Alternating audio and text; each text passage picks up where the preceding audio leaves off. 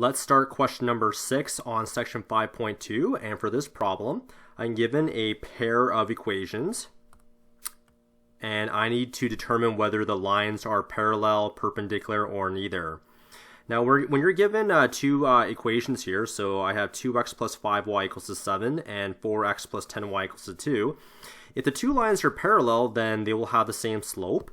So when you have the same slope, the graphs might look like this. So those are two parallel lines, or they could be negative as well. So if the slopes are the same, then the lines are parallel. And if they're perpendicular, that means the two lines have a negative reciprocal type of relationship, where if this slope was 2, then this slope over here would be something like negative 1/2. So 2 and negative 1/2, that is called a negative reciprocal. Okay, so let's take a look at this problem and let's determine whether the two equations are parallel, perpendicular, or neither. All right, let's take a look at the first equation here, which is 2x plus 5y equals 7.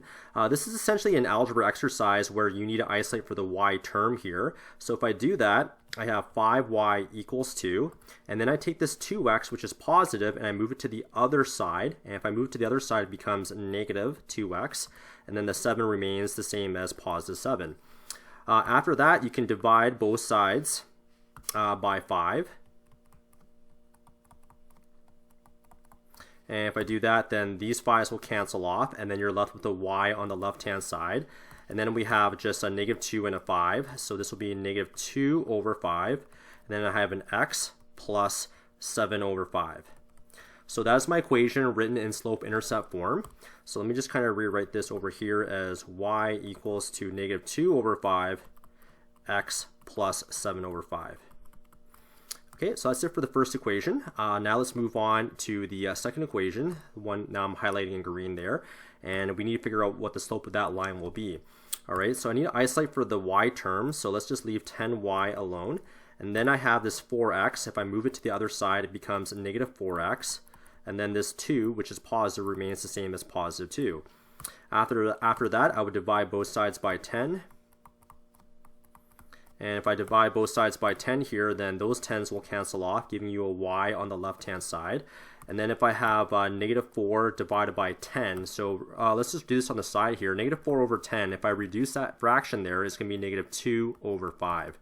So this equals negative 2 over 5, and then the x term, plus, and then 2 divided by 10, that's the same thing as 1 over 5. Now, as you can see, the slope is going to be negative 2 over 5, and the slope for the very first equation is also negative 2 over 5. Since the slopes are the same, that means the two lines are parallel. All right, so the answer for 6A is parallel because the two lines have the same slope of negative 2 over 5. Okay, let's move on to letter C now. All right, so same kind of problem here. I need to determine whether the lines are parallel, perpendicular, or neither. So let's go ahead and isolate for the y variable here. So I have a negative 3y. So let me just kind of write this over here as negative 3y equals 2. And then I have my 4x. Let's move that to the other side. If I move that to the other side, it becomes negative, so negative 4x. And then I have my positive 6, which will remain as positive 6. After that, you want to divide both sides by negative 3. And if I do that, then I can see that this negative 3 and that negative 3 will cancel. So I have a y on the left-hand side. And then I have a negative 4 and a negative 3. So negative 4 divided by negative 3 is positive 4/3. And then the x variable will remain. And then if I have positive 6 divided by negative 3, that's going to be negative 2, right? So 6 divided by 3 is 2. And since there's a negative sign, there's going to be negative 2. So this is the equation of my... this is the slope-intercept form of my first equation, and my slope here is, as you can see, my slope here is going to be 4/3. Okay, now that we're done with that, let's take a look at the second equation here, and our goal is to isolate for the y term here. So 6y will, so let's just kind of write the 6y over here equals 2, and then on my 4x here, if I move that to the other side, it becomes negative 4x, and then this negative 3 will remain as negative 3. After that, I can divide both sides by 6. And then if I do that, then these 6's will cancel off, giving me a y on the left-hand side. And then if I have a negative 4 over 6, now negative 4 over 6, If I do that on the side here, negative 4 over 6, that's the same as negative 2 over 3, right? So I have negative 2 over 3, and then the x variable, and then I have a negative 3 over 6, which is just negative 1/2. Okay, now as you can see, my slope here is negative 2/3, and my slope over here was 4/3, right? So since the slopes are not the same, and they don't have the negative reciprocal relationship, then these two lines are not parallel and they're not perpendicular. So I can say that it's neither parallel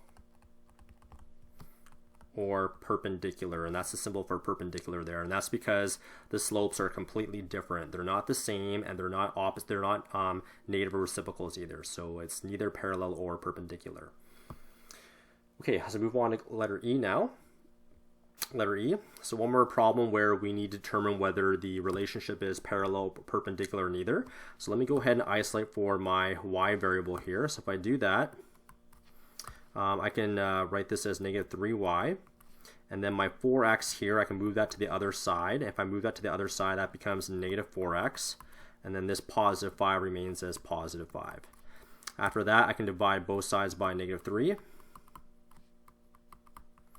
And if I do that, then this negative 3 and that negative 3 will cancel off, giving me y equals. All right, and then when I have negative 4 divided by negative 3, that's going to be positive 4/3.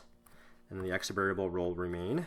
And then if I have positive 5 divided by negative 3, and that's just going to be negative 5 over 3. So nothing we can do with that particular case there. So just write it as negative 5/3. Okay, so there's my slope, which is 4/3. Now let's take a look at my second equation here. Let me circle the y term there, so I'll leave the y term alone as 4y equals 2. And now let's move the 3x to the other side. If I do that, it becomes negative 3x, and then this positive 2 remains as positive 2. All right, after that, I can divide both sides by 4. And if I do that, then this 4 and that 4 will cancel off, giving me the y variable. And then if I take a look at this negative 3 and this 4, I can write that as just simply negative 3 over 4. And then the x variable here will just remain as negative 3 over 4x plus, and then 2 divided by 4 is just 1/2. Okay, now let's take a look at the slope here, which is negative 3 over 4, right? So if I take a look at these two slopes here, which I've highlighted in green, we can see that there's a special relationship there, right? So if I go back to the beginning here of this video, guide, I stated the concept of negative reciprocals, right? So if I, for example, if I have 2/3, the negative reciprocal of that will be negative, and then you just flip the top and the bottom, so it'll be 3 over 2. So this is the negative reciprocal of 2/3. All right, so do we have that in our last example here? Do we have negative reciprocals here? And the answer is yes, we do, right? So the negative reciprocal of that would be negative, and then we just flip the top and the bottom, which will be 3 over 4, which matches that slope there. So since we have a negative reciprocal relationship, then these two lines are perpendicular. Perpendicular, right? So if we had to graph those two lines, it might look like something like that, where my 90-degree box is something like that, right? So my graphs, like, they crisscross like that. All right, so that's a perpendicular relationship, and that's it for this homework video guide on question number 6.